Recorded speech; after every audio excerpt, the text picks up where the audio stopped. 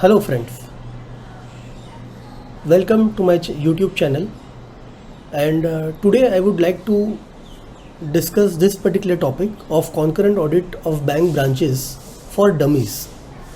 So basically the word dummies doesn't actually mean that it is meant for actual people who don't have any background of bank audit or they are really dummies. Few years back, I had gone through a series of publications whereby the author had given basics of the subject to the readers so that the particular topic is understood at the grassroots level. So that is why I have termed this particular session as concurrent audit of bank branches for dummies. But basically this particular sessions, maybe I am planning to have 4 or 5 videos of this kind to train our article assistants who actually go and conduct the branch audit. So our article assistants are the ones who actually are at the branch throughout the period, and they actually check the transactions, and several times I have found that they basically don't have any idea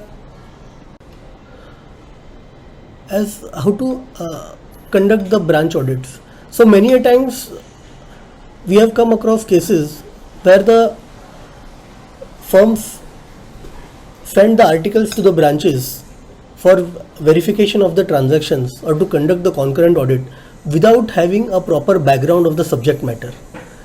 So in these few sessions I am trying for this article assistants to get acquainted with the subject, with the topic in brief, so that they are aware of what exactly is expected by the bank from them, what are their roles and responsibilities, what would be the reporting structure, how they need to interact with the branch, and some basic guidelines of how practically the assignment needs to be conducted. So these are the 5 slides basically in which I am planning to actually break down the topic. The first chapter being introduction, why exactly concurrent audit is conducted. Second, important areas to be focused in a concurrent audit. Third, discussing the observations and carrying out the rectifications. Fourth, interaction with the branch management. Fifth, preparing the concurrent audit report, because that is the deliverable what we would be giving to them. So all these videos will be very brief, and I will not be venturing into more in terms of the RBI circulars or the technicalities. All these sessions are basically just to give a brief guideline on a broader parameters, so that the assistants are clear in terms of how they should go about it in terms of conducting the assignment. I think more and more they start doing the work, they will gather the knowledge, and they will be able to understand how exactly they need to do the audit, as well as they will have to take guidance from their seniors, as well as they will have to read a lot of stuff comprising of the articles or the RBI circulars, internal guidelines of the bank. So to start with, this is the first slide on the introduction. So first point being concurrent audit, why if it is to be done. So why concurrent audit in the first place is required to be done, and why chartered accountant firms are appointed by the banks to conduct the concurrent audits.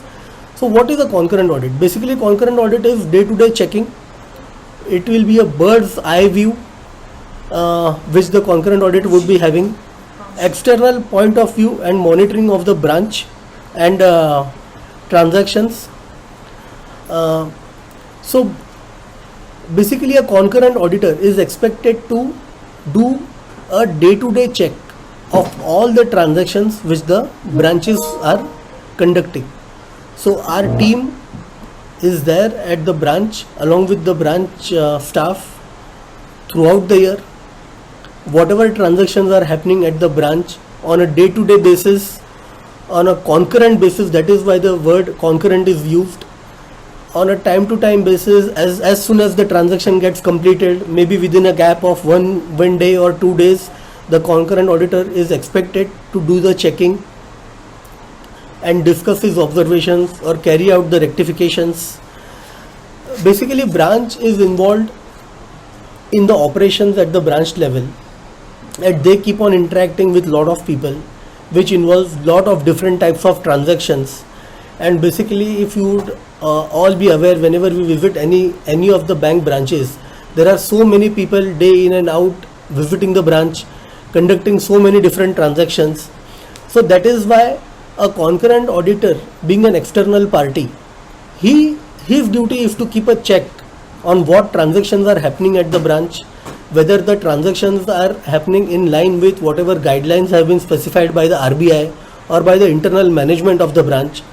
So our purpose at the branch level is to do a concurrent audit, which involves time to time checking and routine checking of all the transactions.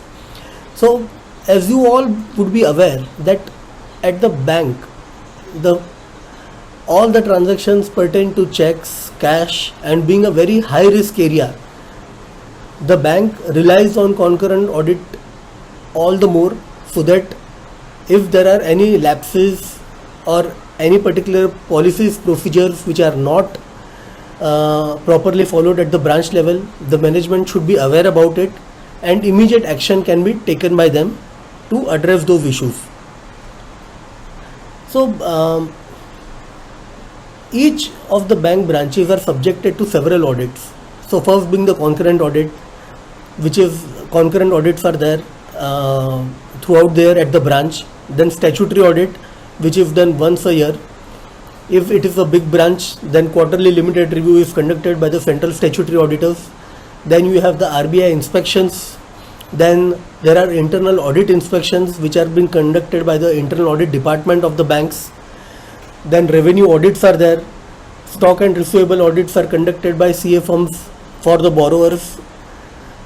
Then forex audits are there. So throughout the year, branches are subjected to lot of different type of audits. So it is very important for the concurrent auditor to be very vigilant and see, because all the areas basically he has to cover. So main object of the concurrent audit being that routine day-to-day checking is involved, as well as proper guidance can be given to the bank, to the branch, so that whatever rectifications are there, they can be done. There is main important area being revenue leakages, because everything is computerized. You all would be aware, all the transactions are done through the CBS platform. All the income booking is done through the systems. If there are any lacuna, or if there are any mistakes in the systems or any manual errors at the branch, then there will be a direct impact on the revenue of the bank. So concurrent auditor's duty is to see that there are no revenue leakages, accounts are properly monitored, and finally there are no surprises to the management. Because as you are aware that auditors are always known as watchdogs. So our basic duty is to be a guard.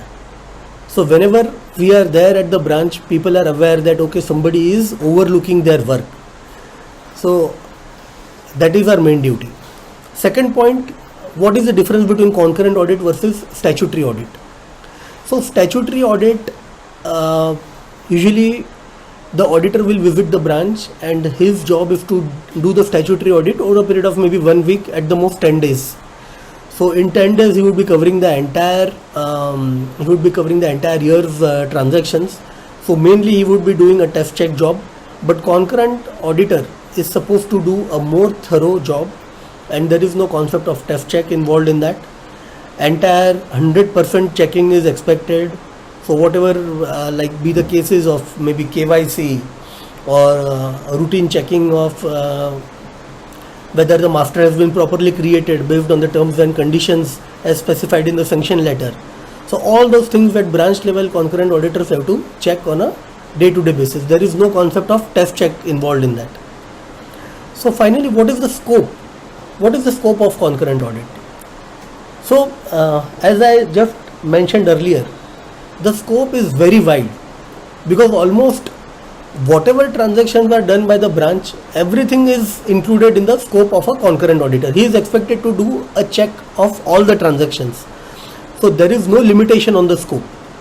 So, the assistance articles have to be very clear what exactly is the scope of the concurrent audit, because if you leave any of the area, then the zonal team or the inspection teams or any other auditors, their internal auditors or the statutory auditors, might highlight those issues in their reports, whereby they might state that the concurrent audit is weak or they are not covering the desired areas which have been given in the appointment letter. So it is very important for each one of you while going for a concurrent audit to understand the entire scope. Appointment letter is very important when you start the branch audit, because appointment letter will specify the entire scope as well as the reporting format, whether the reports need to be submitted in physical form or they have to be submitted online, what is the reporting structure, then what are the due dates involved, then what is the period of your concurrent audit, what is the IT help desk number, what are the coordinates of the branch staff, as well as for any other matter if you need any guidance, who are the people at zonal or the inspection levels where you can get in touch with them, what are your main areas of focus, because many a times based on the previous audits done by the statutory auditor or the internal inspection teams or the RBI inspection teams, certain key areas might have been observed by those auditors, which they might have informed to the management, on which special care has to be taken. So such areas might have been identified by the zonal inspection teams and addressed to the concurrent auditors. Also, different steps how to navigate the system, understanding the CBS, those things are very important and they might be forming part of your appointment letter. Next is regarding the nature of the branch activities. So the articles have to be aware of what kind of branch they are auditing. So there would be different types of branches, like it might be a retail branch. So it might be catering to customers mainly for the requirements of home loans or vehicle loans, personal loans, gold loans, or it might be an agriculture branch, mainly providing farming loans to the farmer for different type of activities. Then the branch might be a mid corporate or a large corporate branch, or a industrial finance branch, mainly catering to large corporates, whereby you will be finding lot of borrowings, borrower accounts for cash credits, working capital term loans, demand loans, LCs, BGs. So based on the activities of the branch, the audit team needs to be geared up and needs to understand what kind of regulations, RBI regulations or the internal circulars of the bank would become applicable to that branch based on the activities which are being carried out at the branch level.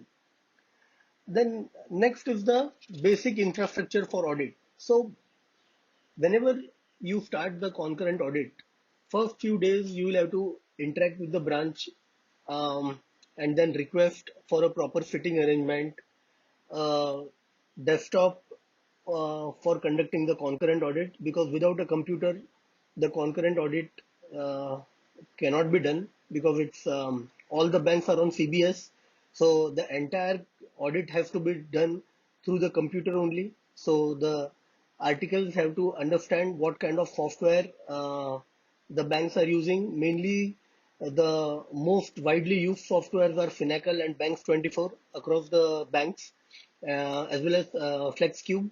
So the article needs to understand how to navigate the system, what are the different modules which are being used by the branch, and he has to obtain a dedicated login and password. You should never use the login ID or password of any of the branch officials, because that will be a very high risk area.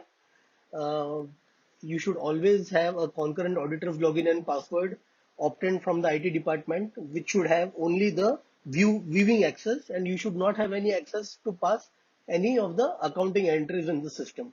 So this particular point needs to be dealt with very carefully. So basically, sitting arrangement, then infrastructure, you have a proper network or not. Then, uh, for reporting purposes, you might have to use a different computer on which there would be internet, because whichever computers or the desktop PCs on which the CBS network is there, the same desktop PCs won't be having an internet because of security reasons. So all these points have to be taken care at the branch level properly by the articles before starting the audit.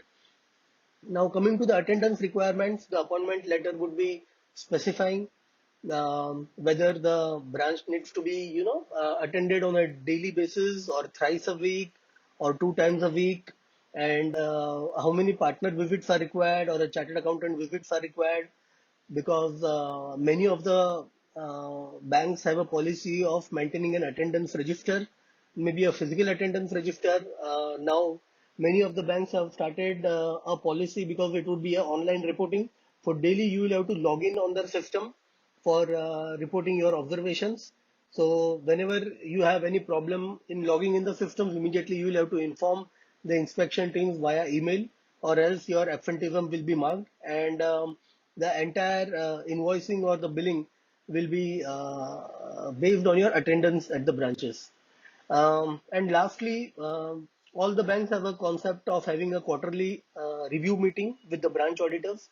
So the articles should make it a point to attend those meetings along with their seniors or their partners, discuss their issues with the inspection team, with the general manager, with the DGMs, maybe whatever infrastructure related issues or your observations which are not getting rectified by the branch officials, or your persistent irregularities or internal control lapses, whatever issues are there, when you get an one-to-one platform to interact with the higher management in such kind of quarterly meetings, then definitely they should be attended, and all your observations should be discussed with them. So friends, this brings us to the end of my first session. So since mainly my target audience are article assistants, and I don't want to bore them with lot of sessions together, so this particular video should be used as a kind of a ready reckoner for them whenever they plan to start the audit. So thank you and all the best.